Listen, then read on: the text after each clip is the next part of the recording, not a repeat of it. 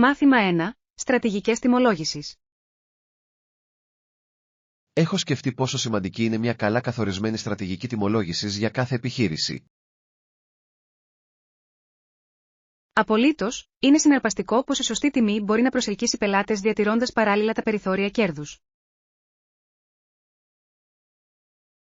Ακριβώς. Είναι σαν να περπατάς σε τεντωμένο σκηνή. Θέλετε να προσελκύσετε το κοινό σας χωρίς να υποτιμάτε το προϊόν σας.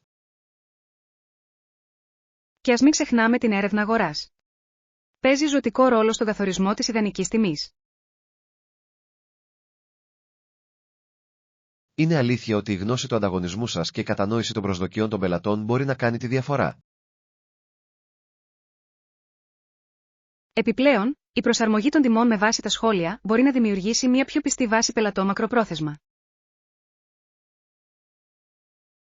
Πράγματι, όλα έχουν να κάνουν με την ισορροπία και τη στρατηγική όσον αφορά την τιμολόγηση. Και όταν εκτελείται σωστά, μπορεί να οδηγήσει σε βιώσιμη ανάπτυξη για κάθε εταιρεία. Ακριβώς, μια σταθερή στρατηγική τιμολόγησης δεν αφορά μόνο αριθμούς. Έχει να κάνει με την κατανόηση της αγοράς σας. Μάθημα 2. Δεύτερες ευκαιρίες. Είναι ενδιαφέρον το πώς συχνά αντικατοπτρίζουμε τα λάθη το γύρω μας, έτσι δεν είναι? Ναι, φαίνεται ότι δεν μαθαίνουμε ποτέ ο ένας από τις εμπειρίες του άλλου, κάτι που είναι αρκετά ειρωνικό. Δικαίωμα. Οι άνθρωποι έχουν πάντα δεύτερες ευκαιρίες, ωστόσο τείνουν να επαναλαμβάνουν τα ίδια μοτίβα. Είναι σχεδόν σαν να είμαστε προορισμένοι να ξαναζήσουμε τα λάθη μας μέχρι να τα καταλάβουμε πραγματικά. Ακριβώς. Σε κάνει να αναρωτιέσαι αν εκτιμούμε τα μαθήματά μας ή απλά τα ξεχνάμε με την πάροδο του χρόνου. Και μερικές φορές, χρειάζεται να φτάσουμε στον πάτο πριν αλλάξουμε πραγματικά τρόπους. Σίγουρα, και νομίζω ότι τότε αρχίζει η πραγματική ανάπτυξη, μέσω του προβληματισμού και της αλλαγής.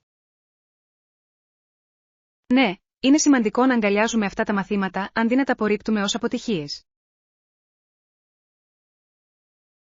Στο τέλος, όλοι έχουμε έναν ρόλο να υποστηρίζουμε ο ένας τον άλλον για να ξεφύγουμε από αυτούς τους κύκλους. Μάθημα 3. Μέσα μαζικής μεταφοράς. Συνήθως προτιμώ τα μέσα μαζικής μεταφοράς. Είναι βολικό και φιλικό προς το περιβάλλον. Αυτή είναι μια εξαιρετική επιλογή. Ποιες επιλογές πιστεύετε ότι υπάρχουν εδώ?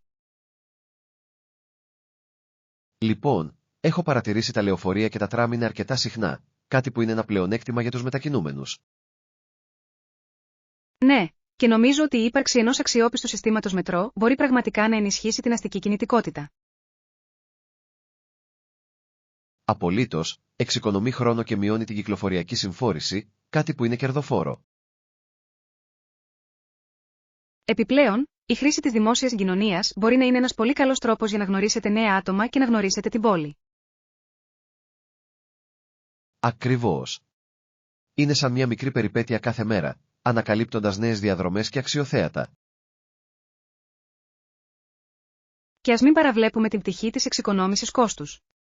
Είναι συχνά φθηνότερο από την οδήγηση. Σωστά, και όταν λαμβάνετε υπόψη τα τέλη στάθμευσης, τα δημόσια μέσα μεταφοράς φαίνονται ακόμη πιο ελκυστικά.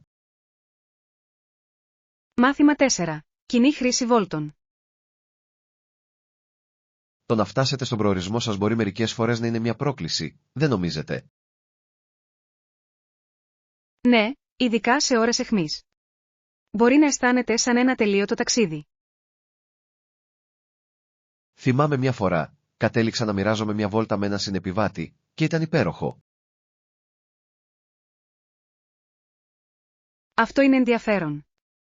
Είχατε και οι δύο μια ευχάριστη συζήτηση κατά τη διάρκεια της βόλτας.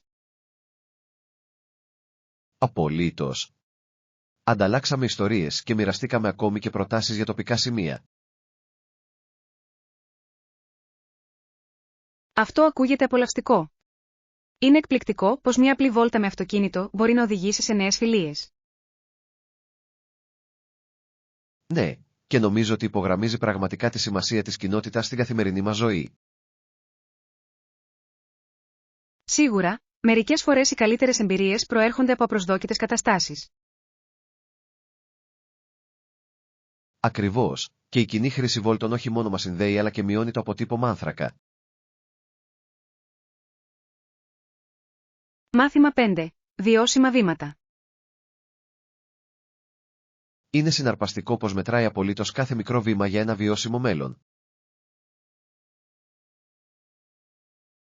Συμφωνώ απόλυτα.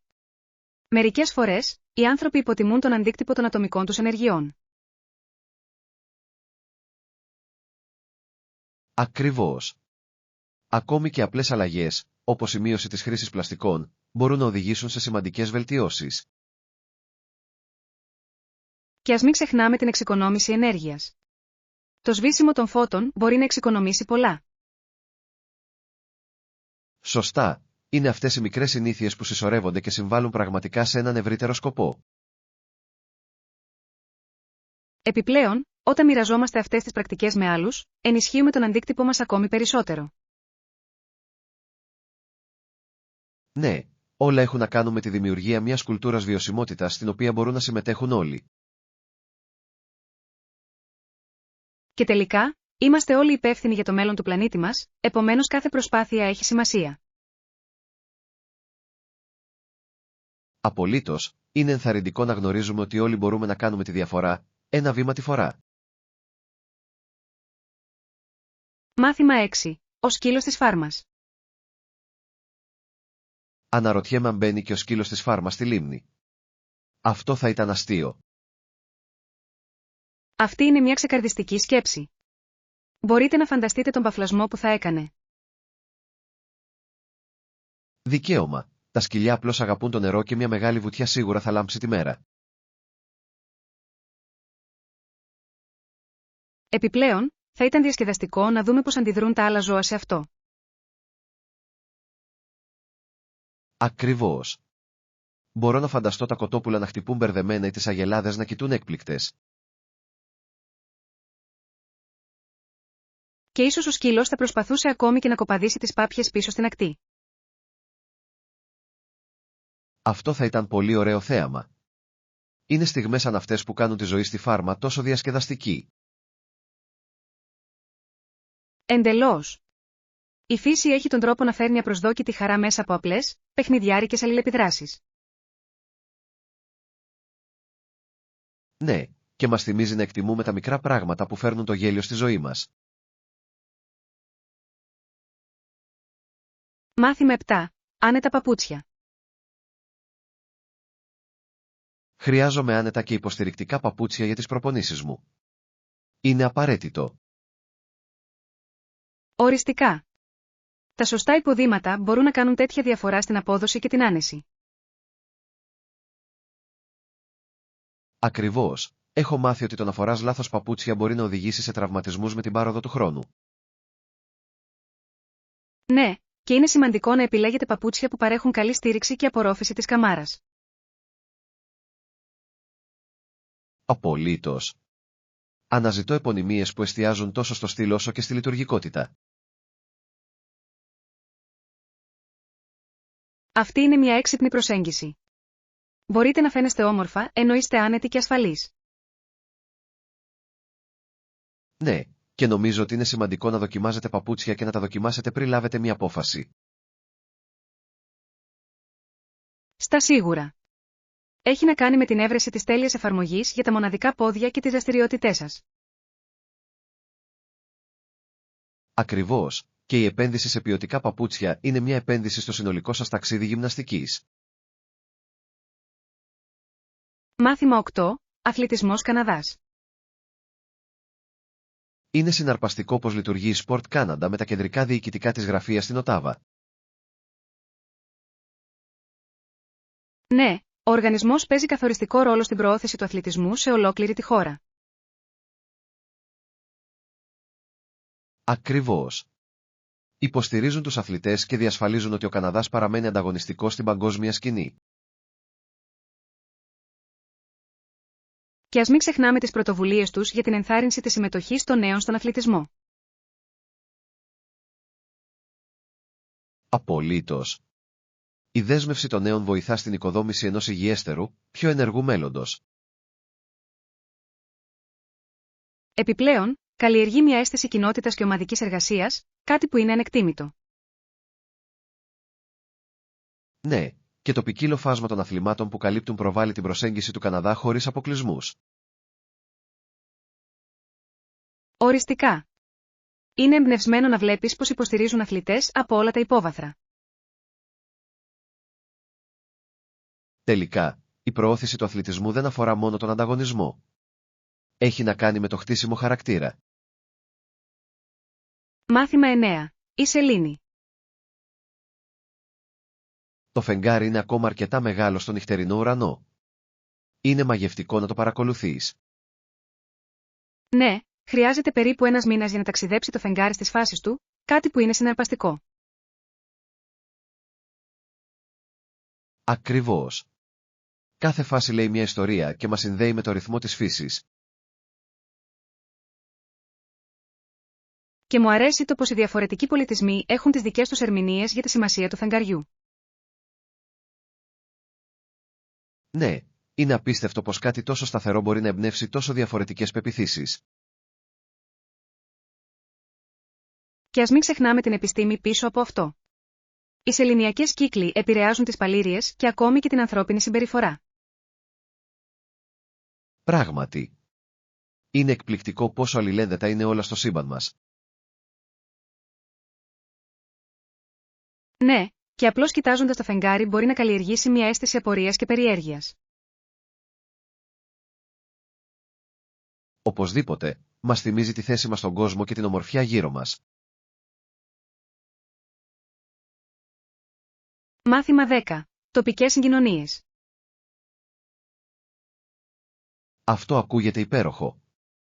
Τι θα λέγατε για τις τοπικές συγκοινωνίες εντός των πόλεων? Είναι ένα ουσιαστικό θέμα, ειδικά για όσους είναι νέοι στην αστική ζωή και στην εξερεύνηση επιλογών. Ναι, η κατανόηση των διαθέσιμων τρόπων μεταφοράς μπορεί να κάνει τη ζωή στην πόλη πολύ πιο εύκολη. Απολύτως. Τα λεωφορεία, τα τραμ και τα ποδήλατα είναι όλοι εξαιρετικοί τρόποι πλοήγησης στις αστικές περιοχές. Επιπλέον, κάθε πόλη έχει το δικό της μοναδικό σύστημα, το οποίο προσθέτει στην περιπέτεια της εξερεύνησης. Ναι, και τα μέσα μαζικής μεταφοράς σας επιτρέπουν συχνά να βλέπετε περισσότερο την πόλη παρά να οδηγείτε. Ακριβώς. Μπορείτε να βυθιστείτε στην τοπική κουλτούρα καθώς ταξιδεύετε από μέρος σε μέρος.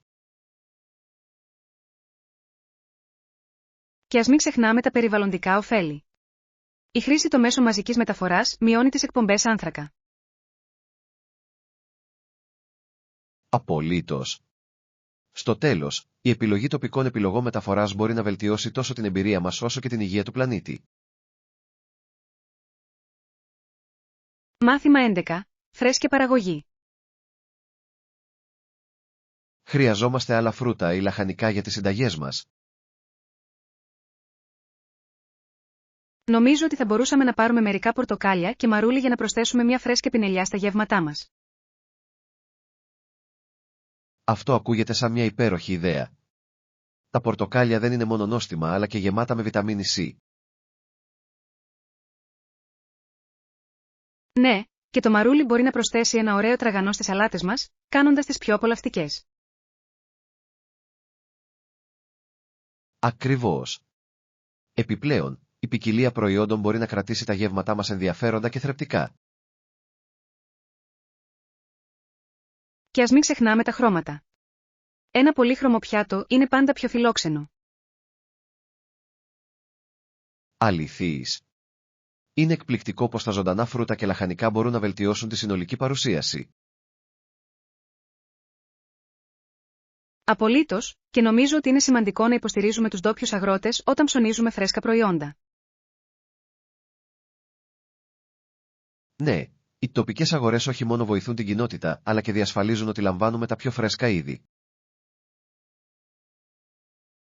Μάθημα 12. Ορόσημα. Έχετε σκεφτεί ποτέ πως τα σημαντικά ορόσημα μπορούν να μας βοηθήσουν να πλοηγηθούμε σε μια πόλη? Απολύτως. Τα ορόσημα είναι σαν πινακίδες που μας καθοδηγούν, ειδικά όταν εξερευνούμε ένα νέο μέρος. Δικαίωμα. Για παράδειγμα, αν δείτε έναν μεγάλο πύργο ρολογιού, ξέρετε ότι βρίσκεστε κοντά στην πλατεία της πόλης. Ακριβώς, και δεν είναι μόνο να βρεις το δρόμο σου. Τα ορόσημα συχνά έχουν επίσης ιστορική σημασία. Είναι αλήθεια ότι λένε ιστορίες για το παρελθόν της πόλης και τον πολιτισμό της, κάνοντας το ταξίδι μας πιο εμπλουτισμένο. Και όταν αναφέρεται ένα ορόσημο, πυροδοτεί την περιέργεια για την ιστορία και το νόημά του. Ναι, όπως η περίφημη γέφυρα που ενώνει δύο γειτονιές. Δεν είναι απλώς μια δομή, αλλά ένα σύμβολο ενότητας. Είναι συναρπαστικό πως ένα απλό κτίριο ή άγαλμα μπορεί να φέρει τόσο μεγάλο βάρος στις αναμνήσεις μας. Έτσι, την επόμενη φορά που θα επισκεφτείτε μια νέα πόλη, προσέξτε αυτά τα ορόσημα. Θα βελτιώσουν την εμπειρία σας. Μάθημα 13. Ενεργειακές δονήσεις. Γεια, πώς περάσατε? Φαίνεσαι τόσο ενεργητικός και ανανεωμένος τον τελευταίο καιρό. Σας ευχαριστώ. Έχω επικεντρωθεί στην αυτοφροντίδα και έχει κάνει πραγματικά τη διαφορά. Αυτό είναι εμπνευσμένο. Τι αλλαγές έχετε κάνει για να νιώθετε τόσο αναζωογονημένοι? Έχω ξεκινήσει μια πρωινή ρουτίνα που περιλαμβάνει γιόγκα και διαλογισμό για να ρυθμίσω την ημέρα μου. Ουάου, αυτό ακούγεται αναζωογονητικό. Έχω ακούσει ότι αυτές οι πρακτικές μπορούν πραγματικά να ενισχύσουν τη διάθεσή σας. Το κάνουν. Και έκανα επίσης μεγάλους περιπάτους στη φύση, κάτι που με βοηθά να καθαρίσω το μυαλό μου. Η φύση έχει έναν τρόπο να αναζωογονεί το πνεύμα μας, έτσι δεν είναι? Απολύτως. Επιπλέον, είναι ένας πολύ καλός τρόπος για να αποσυνδεθείτε από την τεχνολογία για λίγο. Ίσως χρειαστεί να πάω μαζί σας για μια βόλτα. Μάθημα 14. Σχέδια πεζοπορίας. Σκεφτόμουν να πάω για πεζοπορία το Σάββατο. Τι πιστεύεις? Αυτό ακούγεται σαν μια υπέροχη ιδέα. Απλώς φροντίστε να φέρετε λίγο νερό και σνακ. Οριστικά. Η ενυδάτωση είναι το κλειδί, ειδικά αν πρόκειται να ακολουθήσουμε κάποια απότομα μονοπάτια. Και ίσως και μια φωτογραφική μηχανή, για να παθανατήσει την όμορφη θέα στην πορεία. Τέλειος. Μου αρέσει να βγάζω φωτογραφίες της φύσης. Είναι σαν να παγώνεις μια στιγμή στο χρόνο. Ακριβώς. Επιπλέον, θα μας δώσει κάτι να κοιτάξουμε πίσω και να θυμηθούμε την περιπέτεια. Λοιπόν, ποιο μονοπάτι σκέφτεστε να εξερευνήσετε? Άκουσα ότι αυτό δίπλα στη λίμνη είναι εκπληκτικό αυτή την εποχή του χρόνου. Αυτή είναι μια φανταστική επιλογή. Ανυπομονώ να δω το τοπίο και να απολαύσω τον καθαρό αέρα. Μάθημα 15. Ενημερωθείτε. Είναι καλό να γνωρίζουμε τι συμβαίνει γύρω μας. Υπάρχει κάτι άλλο που πρέπει να γνωρίζω? Απολύτως. Η ενημέρωση μας βοηθά να παίρνουμε καλύτερες αποφάσεις στην καθημερινή μας ζωή. Συμφωνώ. Είτε πρόκειται για ειδήσεις είτε για τοπικές εκδηλώσεις, μας κρατά συνδεδεμένους με την κοινότητά μας. Επιπλέον, η επίγνωση μας επιτρέπει να συμμετέχουμε σε ουσιαστικές συζητήσεις με άλλους. Ακριβώς. Είναι σαν να είσαι μέρος μιας μεγαλύτερης ιστορίας που εκτιλήσεται κάθε μέρα. Και μπορεί να πυροδοτήσει την περιέργειά μας να μάθουμε περισσότερα για τον κόσμο, επίσης. Λοιπόν, ποια είναι τα τελευταία νέα που τράβηξαν την προσοχή σας πρόσφατα? Διάβασα για μια τοπική πρωτοβουλία που προωθεί τη βιωσιμότητα στην περιοχή μας. Αυτό ακούγεται συναρπαστικό. Είναι υπέροχο να βλέπεις κοινότητες να ενώνονται για έναν σκοπό. Μάθημα 16. Αγκαλιάζοντας τα λάθη. Ξέρετε, έχω σκεφτεί πολύ για το πως τα λάθη είναι απλώς μέρος της μαθησιακής διαδικασίας. Απολύτως, είναι σχεδόν σαν να είναι σκαλοπάτι προς την επιτυχία. Χωρίς να κάνουμε λάθη, πώς μπορούμε να μάθουμε πραγματικά?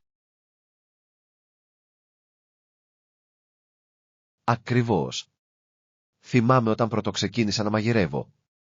Έκαψα τόσα πολλά γεύματα, αλλά το καθένα μου δίδαξε κάτι πολύτιμο. Αυτό είναι ένα εξαιρετικό παράδειγμα. Μέσα από αυτές τις μικρές καταστροφές ανακαλύπτουμε τι λειτουργεί και τι όχι. Και είναι τόσο σημαντικό να μην φοβάστε να κάνετε λάθη. Αν τους αποφύγουμε, μπορεί να χάσουμε απίστευτες ευκαιρίες.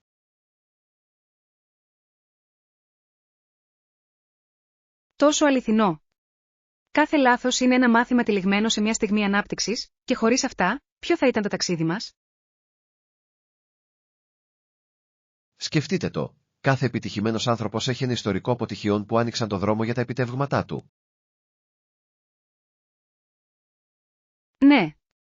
Και η αποδοχή αυτών των αποτυχιών μπορεί να οδηγήσει σε απροσδόκητες ανακαλύψεις που μπορεί να μην περιμέναμε. Έχει να κάνει με τη διατήρηση μιας θετικής νοοτροπίας και την αναγνώριση ότι τα λάθη είναι μόνο μέρος της περιπέτειας. Μάθημα 17. Κόμψα ρούχα προπόνησης.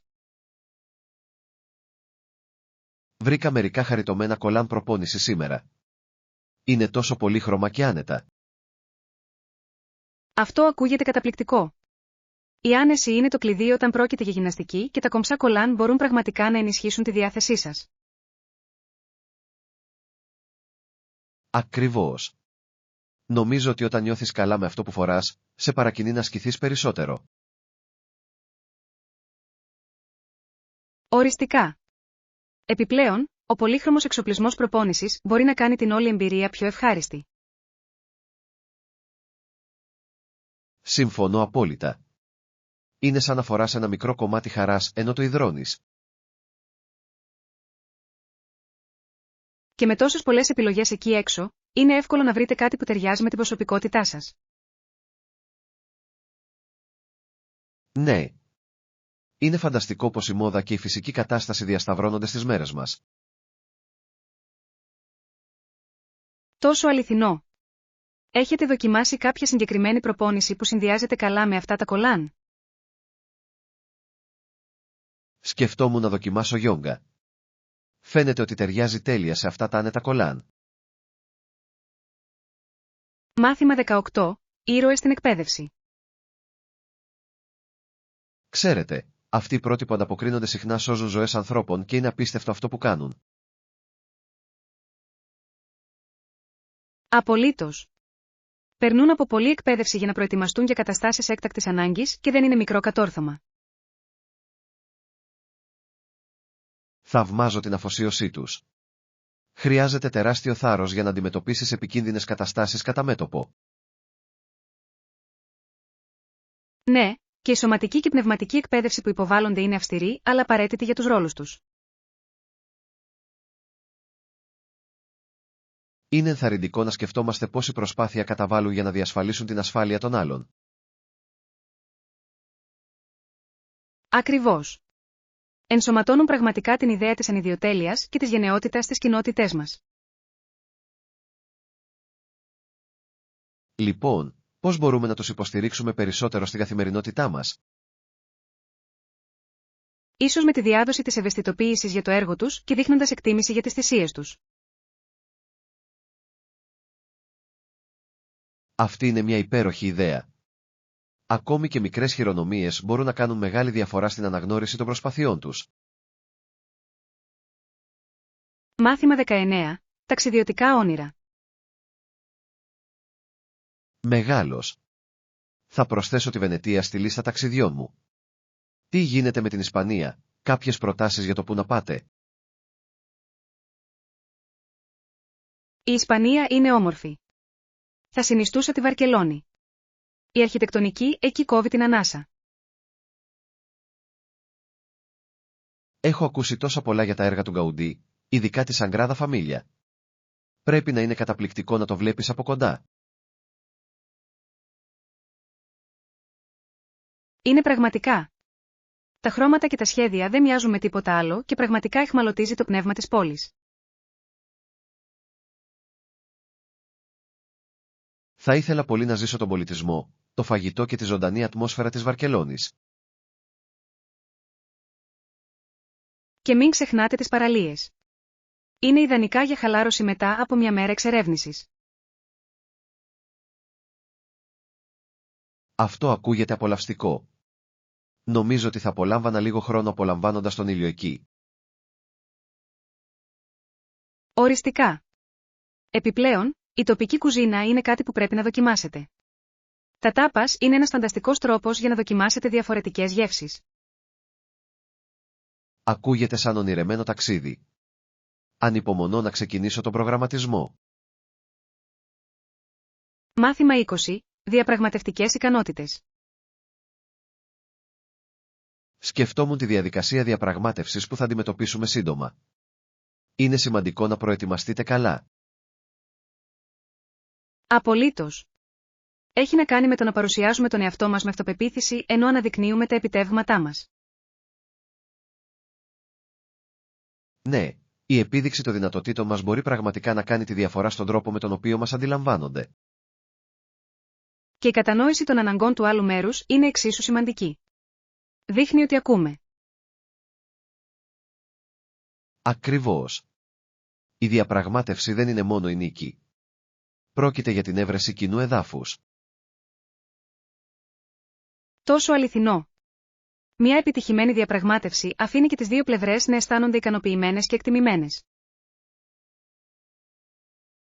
Πιστεύω ότι η εξάσκηση των διαπραγματευτικών μας ικανοτήτων μπορεί να μας βοηθήσει να νιώθουμε πιο άνετα όταν έρθει η ώρα. Αυτή είναι μια υπέροχη ιδέα. Το παιχνίδι ρόλων μπορεί να είναι ένας διασκεδαστικός τρόπος για να χτίσουμε αυτοπεποίθηση και να βελτιώσουμε τις στρατηγικές μας. Ας αφιερώσουμε λίγο χρόνο στην εξάσκηση. Σίγουρα θα αποδώσει μακροπρόθεσμα. Μάθημα 21. Απαιτήσεις βίζας. Πρέπει να ερευνήσουμε τις απαιτήσεις βίζας για το επερχόμενο ταξίδι μας. Είναι ένα ουσιαστικό βήμα. Καλό σημείο. Η γνώση των κανονισμών μπορεί να μας γλιτώσει από πολύ άγχος και πιθανά προβλήματα αργότερα. Επιπλέον, διασφαλίζει ότι έχουμε έτοιμο όλα τα απαραίτητα έγγραφα πριν φύγουμε. Ακριβώς. Κάθε χώρα έχει διαφορετικούς κανόνες, επομένως είναι σημαντικό να ενημερωθείτε έγκαιρα. Κοιτάζω την Νοτιοανατολική Ασία για λίγο. Ο πολιτισμός και τα τοπία είναι τόσο ελκυστικά. Αυτό ακούγεται συναρπαστικό. Χώρες όπως η Ταϊλάνδη και το Βιετνάμ έχουν τόσα πολλά να προσφέρουν στους ταξιδιώτες. Ναι, και συχνά έχουν όμορφα τοπία και νόστιμο φαγητό που μας περιμένουν να τα εξερευνήσουμε. Ανυπομονώ να βουτήξω στις τοπικές κουζίνες και πολιτισμούς. Θα είναι περιπέτεια. Ας βεβαιωθούμε ότι είμαστε και οι δύο πλήρως προετοιμασμένοι πριν ξεκινήσουμε αυτό το ταξίδι. Μάθημα 22. Καλοσύνη και σχέσεις. Τη ρώτησα για την άποψή της για την καλοσύνη και ανέφερε κάτι βαθύ. Πραγματικά, τι είπε?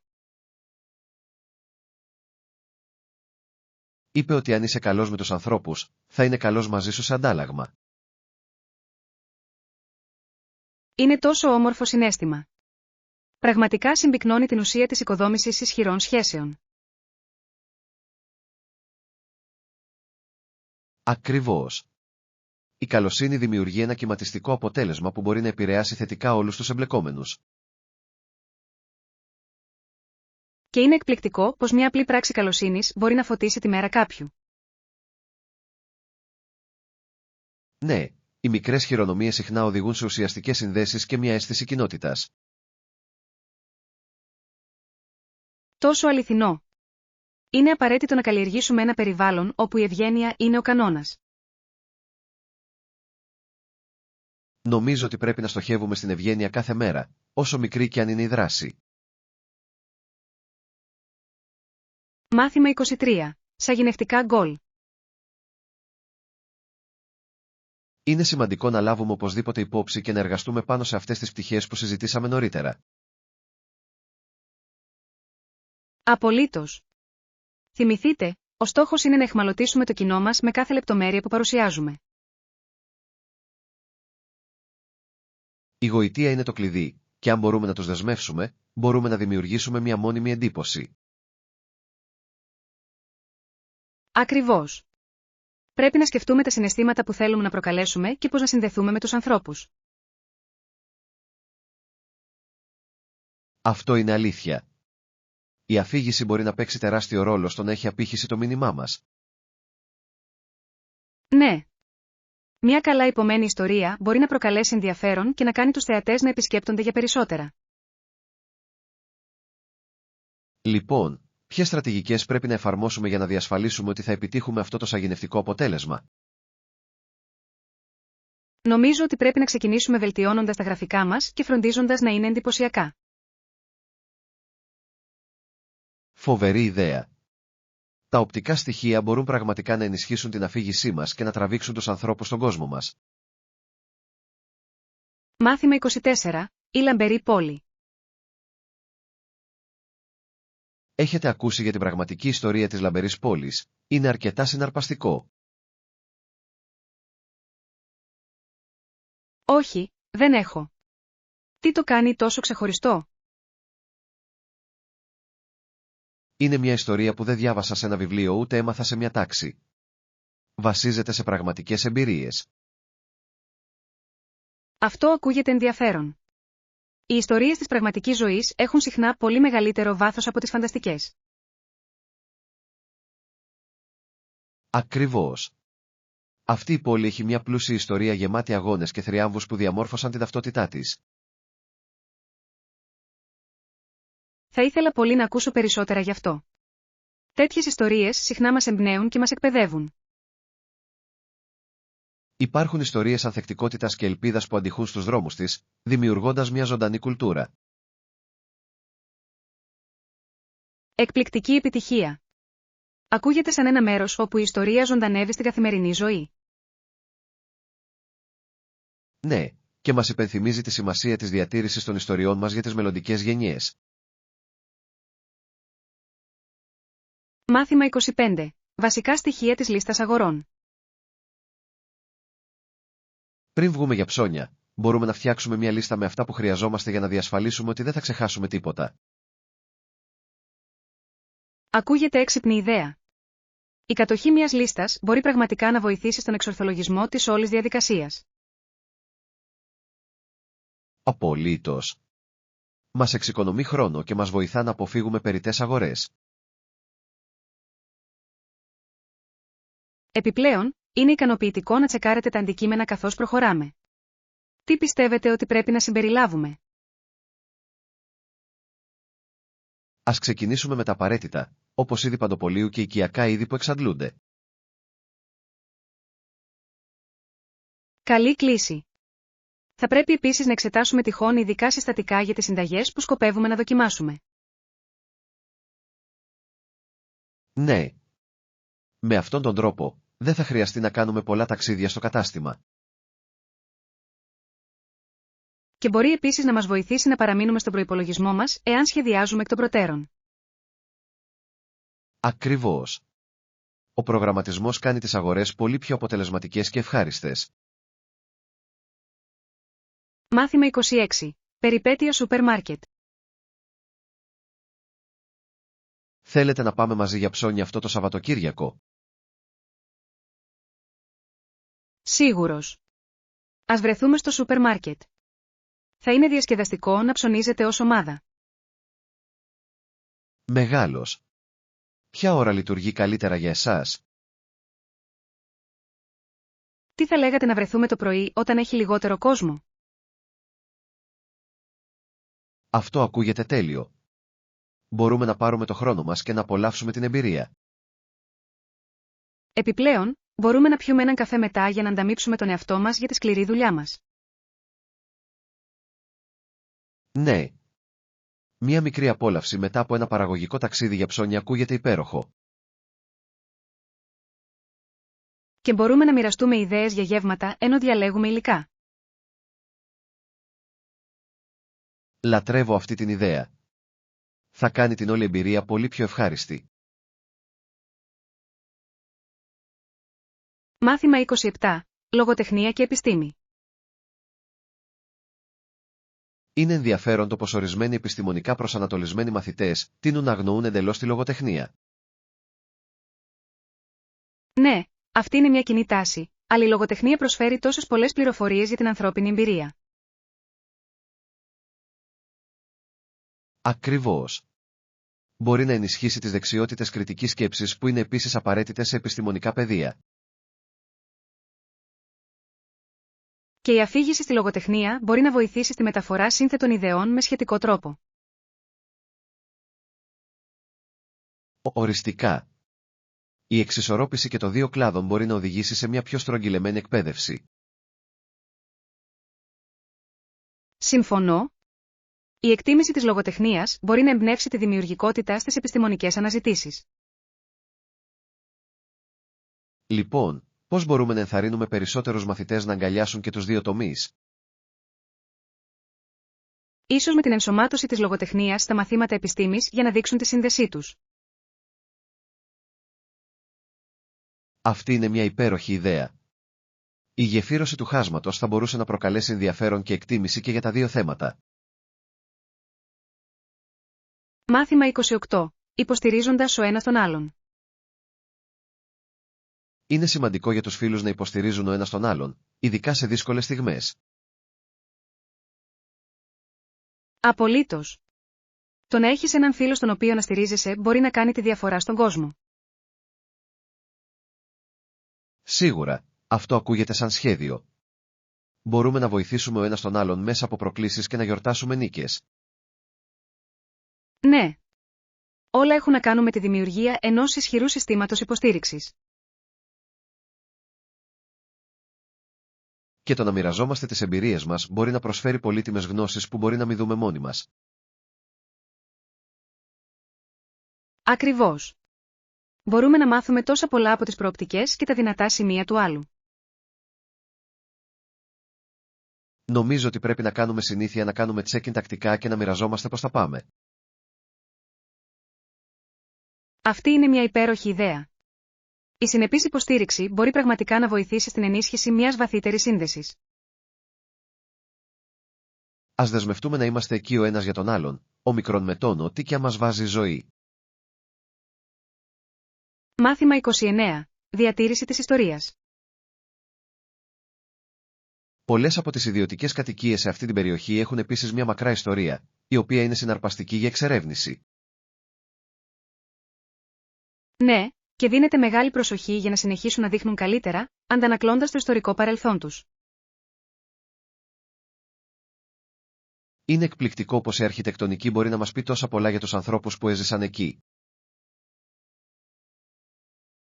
Απολύτως.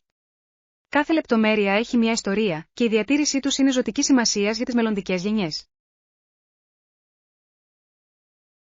Επιπλέον, προσθέτει χαρακτήρα στη γειτονιά, κάνοντας την να νιώθει μοναδική και ζωντανή. Δεν θα μπορούσα να συμφωνήσω περισσότερο. Είναι σημαντικό να τιμήσουμε αυτή την ιστορία, ενώ ταυτόχρονα αγκαλιάζουμε το παρόν. Λοιπόν, πώς μπορούμε να βοηθήσουμε στη διατήρηση αυτών των όμορφων σπιτιών? Ίσως θα μπορούσαμε να προσφερθούμε εθελοντικά σε τοπικές προσπάθειες διατήρησης ή να συμμετάσχουμε σε εκπαιδευτικές περιηγήσεις. Φοβερή ιδέα. Η ενασχόληση με την κοινότητα μπορεί να αυξήσει την ευαισθητοποίηση σχετικά με τη σημασία της διατήρησης. Μάθημα 30. Μουσικό ταλέντο. Η αδερφή μου είναι πολύ καλή πιανίστρια. Έχει κερδίσει πολλά βραβεία σε μουσικούς διαγωνισμούς. Αυτό είναι εντυπωσιακό. Ακούγεται σαν να έχει ένα πραγματικό χάρισμα στη μουσική και πολλή αφοσίωση. Απολύτως. Προπονείται για ώρες καθημερινά και αυτό φαίνεται πραγματικά στις εμφανίσεις της. Μπορώ να φανταστώ. Το να κερδίζει βραβεία πρέπει να είναι ένα μεγάλο κίνητρο για να συνεχίσει να βελτιώνεται. Ναι, της αρέσει να μοιράζεται το πάθος της με άλλους και αυτό της φέρνει τόση χαρά. Είναι υπέροχο να βλέπεις κάποιον τόσο ταλαντούχο να κυνηγά τα όνειρά του με τέτοιο ενθουσιασμό. Συχνά αναρωτιέμαι πώς βρίσκει τον χρόνο να ισορροπήσει όλες τις δεσμεύσεις της με την πρακτική. Χρειάζεται πολλή πειθαρχία, αλλά φαίνεται ότι έχει αληθινό πάθος γι' αυτό. Ελπίζω να παρακολουθήσω μία από τις παραστάσεις της σύντομα. Πρέπει να είναι μια όμορφη εμπειρία.